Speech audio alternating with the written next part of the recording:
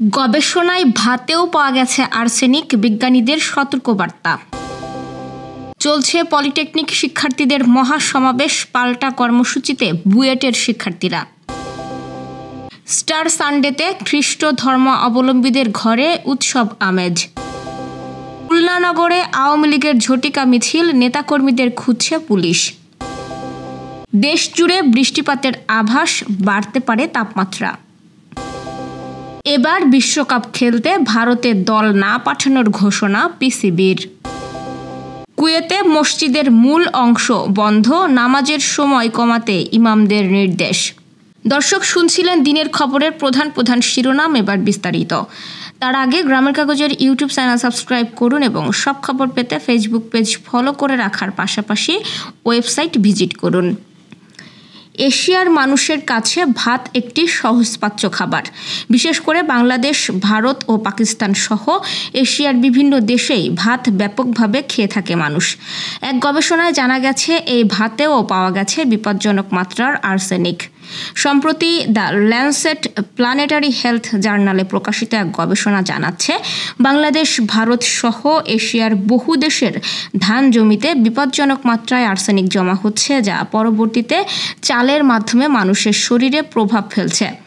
10 বছরেরও বেশি সময় ধরে গবেষণা চালিয়ে কলম্বিয়া ইউনিভার্সিটির বিজ্ঞানীরা অন্তত 28 ধরনের চাল পরীক্ষা করে আর্সেনিকের উপস্থিতি নিশ্চিত করেছেন। কলম্বিয়া ইউনিভার্সিটির পরিবেশ বিজ্ঞানী লুইস জিস্কা ও তার সহকর্মীদের এই গবেষণা বলছে, জলবায়ু পরিবর্তনের প্রভাবে বাতাসে কার্বন ডাই অক্সাইডের পরিমাণ বাড়ছে। সেই সঙ্গে লাগাম ছাড়া কীটনাশক ব্যবহার এবং ভূগর্ভস্থ পানির ওপর নির্ভরতা জমির মাটি এবং সেচের পানিকে বিষাক্ত করে তুলছে। এর ফলেই ধান ও চালের মধ্যেও প্রবেশ করছে আর্সেনিক। সেদ্ধ চালেই এই বিষের মাত্রা সবচেয়ে বেশি, আর আমাদের দৈনন্দিন খাদ্য তালিকায় তো সেদ্ধ ভাতই প্রধান। গবেষকরা একমাত্র সমাধান হিসেবে বলছেন, সেচের জন্য ভূগর্ভস্থ পানির ব্যবহার কমাতে হবে, নইলে আগামী দিনে আমাদের খাদ্য তালিকায় হয়ে উঠতে পারে প্রাণঘাতী। এজন্য এখনই সতর্কতা জরুরি।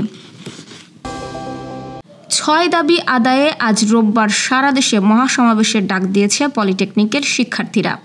তাদের বিরুদ্ধে উল্টো আন্দোলনে নেমেছে বুয়েটের শিক্ষার্থীরা। পলিটেকনিকের দাবিকে অযৌক্তিক মন্তব্য করছেন তারা। শনিবার দুপুরে রাজধানীর তেজগাঁও পলিটেকনিক ইনস্টিটিউট ও বুয়েটে আলাদা কর্মসূচি ঘোষণা করেন শিক্ষার্থীরা। গত বুধবার থেকে রাজপথে আন্দোলন করছে পলিটেকনিক ইনস্টিটিউটের শিক্ষার্থীরা। জুনিয়র ইন্সট্রাক্টর পদে ক্রাফট ইন্সট্রাক্টরদের 30% পদোন্নতি কোটা বাতিল সহ 6 দাবি তাদের। সারা দেশের মতো যশোরেও 6 দফা দাবিতে আজ দড়াটানা ভৈরব চত্বরে সমাবেশ করছে পলিটেকনিকের শিক্ষার্থীরা। খ্রিস্টান সম্প্রদায়ের অন্যতম ধর্মীয় উৎসব পবিত্র স্টার সানডে বা পুনরুত্থান আজ। এদিন খ্রিস্ট ধর্মের প্রবর্তক যীশু খ্রিস্ট মৃত্যু থেকে পুনরুত্থান করেছিলেন, তাই খ্রিস্ট ধর্ম অবলম্বীদের মতে দিনটি অত্যন্ত গুরুত্বপূর্ণ, সংবেদনশীল ও আনন্দের। খ্রিস্টান ধর্ম মতে দিবসটিতে ঈশ্বরপুত্র যীশু খ্রিস্ট মৃত্যুকে জয় করে পুনরুত্থিত হয়ে তাদের পাপ থেকে মুক্ত করেছিলেন।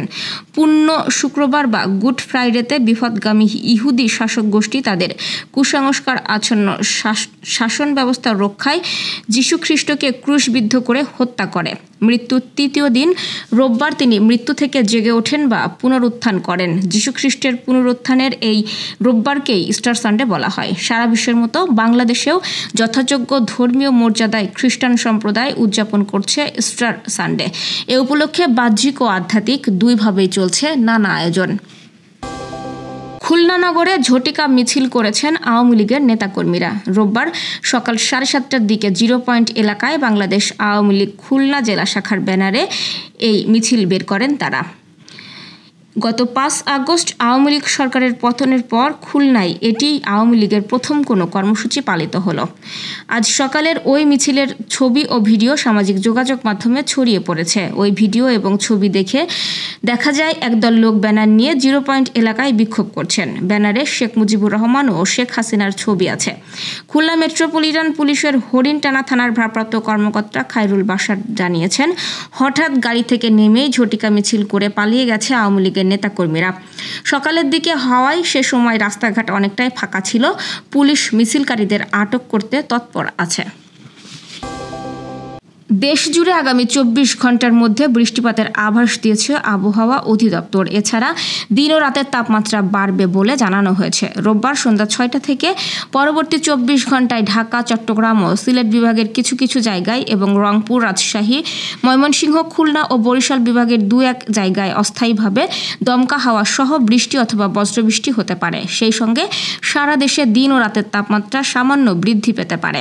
এছাড়াও সোমবার সন্ধ্যা 6টা থেকে পরবর্তী 24 ঘন্টায় সিলেট বিভাগের কিছু কিছু জায়গায় এবং রংপুর, রাজশাহী, ময়মনসিংহ, ঢাকা, খুলনা, বরিশাল ও চট্টগ্রাম বিভাগের 2-1 জায়গায় অস্থায়ীভাবে দমকা হাওয়া সহ বৃষ্টি অথবা বজ্রবৃষ্টি হতে পারে। এছাড়া আগামী 5 দিনে তাপমাত্রা আরও বৃদ্ধি পেতে পারে বলে জানিয়েছে আবহাওয়া অফিস। চলতি বছরের শুরুতে অনুষ্ঠিত হওয়া চ্যাম্পিয়ন্স ট্রফিতে অংশ নিতে পাকিস্তানে দল পাঠাতে অস্বীকৃতি জানায় ভারত। তাই এক প্রকার বাধ্য হয়েই হাইব্রিড মডেলে চ্যাম্পিয়ন্স ট্রফি আয়োজন করতে বাধ্য হয় পিসিবি। এবার ভারতে অনুষ্ঠিতব্য নারী ওয়ানডে বিশ্বকাপে দল পাঠাবে না বলে জানিয়েছে পিসিবি চেয়ারম্যান মহসিন নাকভি। তিনি বলেন, এই বছরের শেষের দিকে অনুষ্ঠিতব্য নারী ওয়ানডে বিশ্বকাপ খেলতে ভারত সফর করবে না পাকিস্তান নারী দল।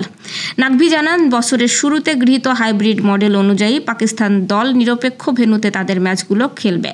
মূলত চ্যাম্পিয়ন্স ট্রফির হাইব্রিড মডেলে আয়োজন করার আগে ভারতের সঙ্গে একটি চুক্তি হয় পাকিস্তানের। সেখানে 2027 সাল পর্যন্ত 2 দেশ আয়োজিত টুর্নামেন্টের হাইব্রিড মডেলে অনুষ্ঠিত হবে, যেখানে একটি নিরপেক্ষ ভেন্যু থাকবে। চুক্তির কথা মনে করিয়ে দিয়ে নাকভি বলেন, চ্যাম্পিয়ন্স ট্রফিতে ভারত যেমন পাকিস্তানে খেলেনি এবং তাদের নিরপেক্ষ ভেন্যুতে খেলার অনুমতি দেওয়া হয়েছিল, ঠিক সেভাবে যে কোনো ভেন্যু ঠিক করা হলে আমরা সেখানে খেলব। ভারত ও আইসিসি এই নিরপেক্ষ ভেন্যু কোথায় হবে তা ঠিক করবে। কুয়েতের সব মসজিদের জন্য নতুন নির্দেশনা জারি করেছে দেশটির ইসলাম ধর্ম বিষয়ক মন্ত্রণালয়। মসজিদের ইমামদের নামাজের সময় কমানো, মসজিদের মূল অংশ বন্ধ রাখার জন্য বলা হয়েছে এই নির্দেশনায়। মূলত বিদ্যুৎ সাশ্রয়ে দেশটি এমন সিদ্ধান্ত নিয়েছে। গণমাধ্যম গালফ নিউজ শনিবার এ তথ্য জানিয়েছে। গ্রীষ্মে বিদ্যুতের ব্যবহার বেড়ে যাওয়ায় বিদ্যুৎ, পানি ও নবায়নযোগ্য জ্বালানি মন্ত্রণালয়ের অনুরোধের প্রেক্ষিতে ইসলাম ধর্ম বিষয়ক মন্ত্রণালয় এই নির্দেশনা দিয়েছে।